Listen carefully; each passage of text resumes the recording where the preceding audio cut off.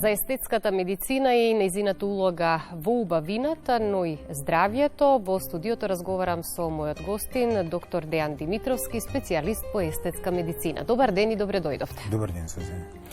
Доктор Димитровски, на самиот почеток би сакала да ве прашам што точно подразбираме под поимот естетска медицина и колку таа е различна од пластичната хирургија? Вака, естетската медицина е медицинска наука која што се занимава со корекции на естетски корекции на луѓето, со минимално инвазивни процедури, како филери, ботокс, мезотерапија, минимално инвазивна мекоткивна хирургија, како плексер, лазерски третмани и други методи кои што ние имаме. За разлика од пластичната и реконструктивната хирургија, драматично се разликува. Реконструктивната хирургија е наука која што се занимава со реконструкции на тело, значи кога постојат дефекти на телото, они се занимаваат со влечење на резени од еден дел на телото на друг со цел да ги коригираат овие недостатоци на кожа и исто така со реконструкција на телото тие предизвикуваат естетски ефекти кај луѓето, односно со нивните реконструктивни хируршки операции тие ги разубавуваат луѓето. За разлика од нив, ние ова не го правиме, туку со минимално инвазивни интервенции, кои што се во главном ланчтайм интервенции, после кои луѓето веднаш се враќаат на своите секојдневни обврски, ги разубавуваме луѓето.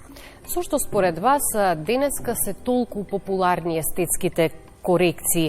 Дали повеќе се работи за потреба или тренд, или можеби и двете се во прашање? Кои се најчестите корекции што ги бараат пациентите? Видете, да се биде убав е дел од култура и луѓето од секогаш сакале да бидат убави, не е тоа ништо ново. Меѓутоа, естетската медицина е нешто што се развива во моментот и порано не беше достапно за луѓето.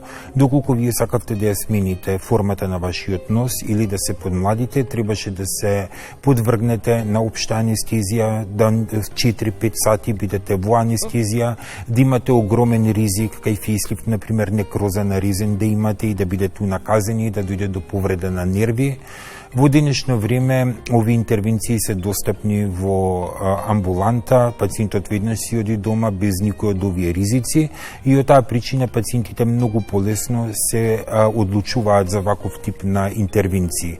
Не дека сега луѓето имаат повеќе потреба од естетски интервенции, туку тие едноставно полесно се одлучуваат. И подостапни се. И се подостапни, да. Кои се најчестите корекции кои што ги прават луѓето? Па во естетската медицина најчеста интервенција која што имаме е ботокс, буквално го работиме многу пати секој ден. Девојките многу често зголемуваат усни, контурирање на лице, фейслифтови, нехируршка корекција на нос се нешто што го работиме секојдневно. Исто така контурирање на тело во смисла на контурирање на задници, гради, колкови со хиалуронски филери се многу честа интервенција. Еве сега летото доаѓа, жените се почесто се решаваат за таков подвиг. Исто така третман на целулит, отстранување на влакна се интервенции кои што ги работиме многу често. Ако зборуваме за границата меѓу убавината и здравјето, би сакала да ве прашам дали естетските корекции се само прашање на убавина или може да имаат и здравствена корист? Па видете, убавината, начинот на кој што изгледате, начинот на кој што се доживувате самите себе си, односно вашата состојба на умот, во голема мера влијае на целокупното здравје на телото.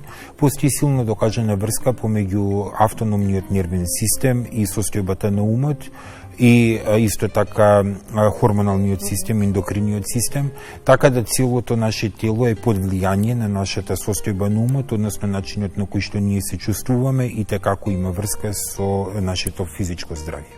Она што особено треба да се внимава е кои се најголемите ризици што пациентите најчесто ги потценуваат и дали пациентите најчесто доаѓаат со реални очекувања или со своја желба како сакаат да изгледаат? Вака, да одговорам на првото прашање, ризиците од естетските интервенции, најчест ризик, најчеста компликација која што ја гледаме е неадекватен естетски резултат или естетско унаказување на пациентот. Пациентите сметаат дека филерот секој исто ќе го аплицира, сметаат дека ботоксот секој исто ќе го аплицира, ги бираат практиционерите не по едукација, не по претходни резултати, туку по цена и многу често ги зажалуваат овие интервенции.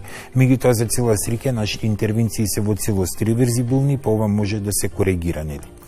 Во однос на реалистичните очекувања на пациентите најчесто доаѓаат кај мене со желба да изгледаат подобро и ние им кажуваме од нашата стручен гледен агол што би го направило нивното лице или нивното тело поатрактивно. Прашање е дали пациентите ќе се сложат со нас или не.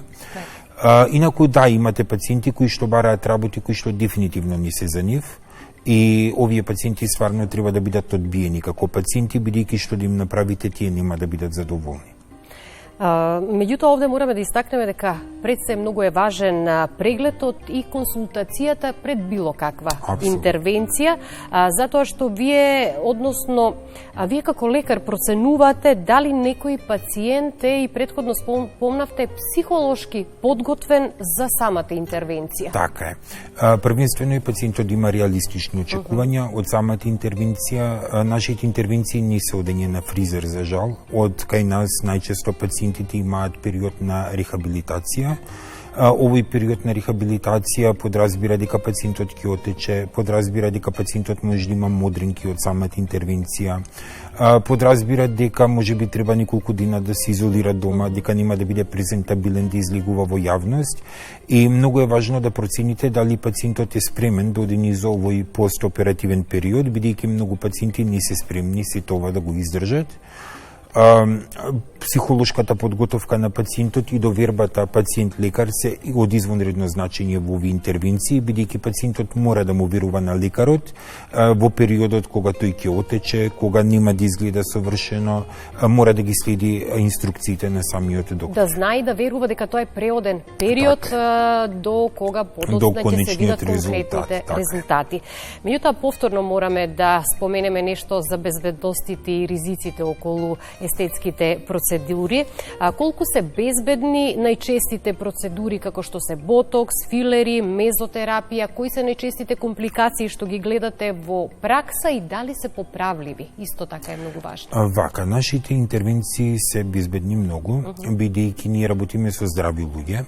Кај нас не постои никаков компромис по однос на здравието на пациентите. Истите наши интервенции кои што ги водиме и препарати се тестирани во бројни клинички студии за да се докаже нивната безбедност на самите пациенти.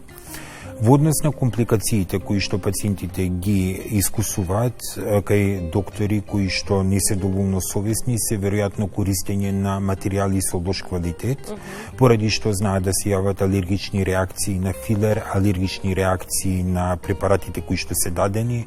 Ботоксот, доколку не е квалитетен, може да измигрира па да се јават компликации на ботокс. Исто така, поради неадекватна техника на апликација, може да се јават компликации кои што ние чисто ги гледаме. И поради тоа мора да отидат на друго место каде што ќе претрпат корекции за да се поправи состојбата. Поправливи се? Па зависи, доколку е компликација од ботокс, имаме начини како побрзо да го деактивираме ботоксот, меѓутоа сепак немаме антидот за жал и пациентот ќе мора да почека ботоксот да пушти. Едно од најчестите прашања од страна на пациентите кои што се заинтересирани да направат некаква естетска корекција е колку е време траењето на филерите и ботоксот и што после тоа? Вие кажувате колку е време траењето кога аплицирате, но што после? На филерите и на ботоксот е многу индивидуално. Кај различни пациенти траат различно, меѓутоа во денешно време стабилизацијата на хиалуронската киселина е на многу напредно ниво. Стабилизација значи да се направи хиалуронската киселина отпорна на ензимот хиалуронидаза, кој што природно го има во телото, и да трае имплантот подолго од кога е инјектиран. Во однос на тоа колку точно ќе им траат филерите на пациентите, ние не можеме со сигурност да гарантираме, сето тоа е индивидуално, кај различни луѓе овие бројки се различни, меѓутоа клиничките истражувања на филерите со кои што ние работиме, тоа се Radiant, се од 18 до 24 месеци, сепак тоа се нивните клинички истражувања на таа група на која што се вршени. Што беше друго? Што откако ќе помине дејството на филерите? Вака, самите филери имаат улога на скафоиди, односно тоа се импланти кои што ние ги инјектираме во телото и тие околу себе предизвикуваат разраснување на сврзно ткиво. Ова сврзно ткиво во случајот на стабилизираната и нестабилизирана хиалуронска киселина е тип С колаген, кој што е беби колаген и кој по пат на индукција од околните клетки преминува во здраво ткиво. Тоа би значило дека ние со инјектирање на филерот предизвикуваме биоинженеринг на ваше ткиво, кое што по исчезнување на филерот останува, така да вие ќе бидете на крајот на самиот процес наполнети со ваше собствено ткиво, кое што реално е изгубено со процесот на старење, најверојатно. Така да следен пат, кога би требало да ставате филери, ќе треба да ставите помалку од што сте ставиле првиот пат и ќе изгледате подобро од што сте изгледале пред самата интервенција. Во однос на ботоксот трае некои 4 до 6 месеци, со повторувани апликации доаѓа до атрофија на мускулите и не дека ефектот на ботоксот ќе трае подолго, туку на мускулите ќе им треба подолго време да се вратат во функција. Ние имаме пациенти на кои што ботоксот им трае година и нешто, кои што често ставале ботокс претходно. Исто така најновите клинички истражувања покажуваат дека сим што доаѓа до атрофија на мускулите, доаѓа до трајно губење на мускулните влакна, како резултат на што доаѓа до трајни ефекти на ботоксот, односно мимиките кои што се резултат на овие неволни движења на мускулите, како резултат на старењето, стануваат помалку нагласени со повторувани апликации на ботокс, така да ќе изгледате после неколку апликации на ботокс подобро од што сте изгледале претходно, без разлика дали ќе ставате ботокс повеќе или не. Само кратко, дали постојат луѓе на кои што им советувате да не прават естетски корекции? Да, многу пати. Доаѓаат луѓе со нереалистични очекувања, доаѓаат луѓе кои што бараат интервенции кои што не се за нив. Ние пробуваме да им објасниме дека едноставно од сите погрешни причини бараат да направат естетски интервенции. И сега би сакала да ве прашам во кој случај естетската медицина има и здравствена или терапевтска улога. Овде би сакала да потенцираме колку естетските корекции може да ја зголемат самодовербата кај личност. Па тие дефинитивно ја зголемуваат самодовербата и јас на моите пациенти им кажувам, ова сватете си го како психотерапија. Так. Да се чувствувате подобро сами за себе, усвари нема врска како изгледате. Важно е како се доживувате самите себе си. И ако естетската интервенција ви помогне да се осеќате подобро сами за себе и да ја зголемите вашата самодоверба, тоа секако дека ќе има реперкусии и на вашиот социјален живот, и на вашата кариера, и на секој социјален аспект од вашиот живот. Кога имате повеќе самодоверба, нормално дека социјално подобро ќе се адаптирате и од таа причина овие интервенции се навистина потребни. Кој е вашиот најважен совет до оние кои што размислуваат за естетска корекција, но што би им препорачали и на младите кои чувствуваат притисок да изгледаат совршено? Видете, ќе го одговорам прво вашето второ прашање, да совршенство не постои.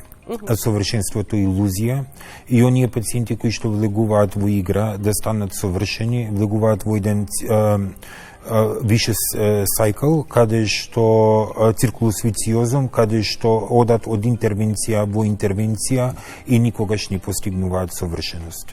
Значи, совршенство не постои и е сосема погрешна причина да барате естетски корекции во тој правец.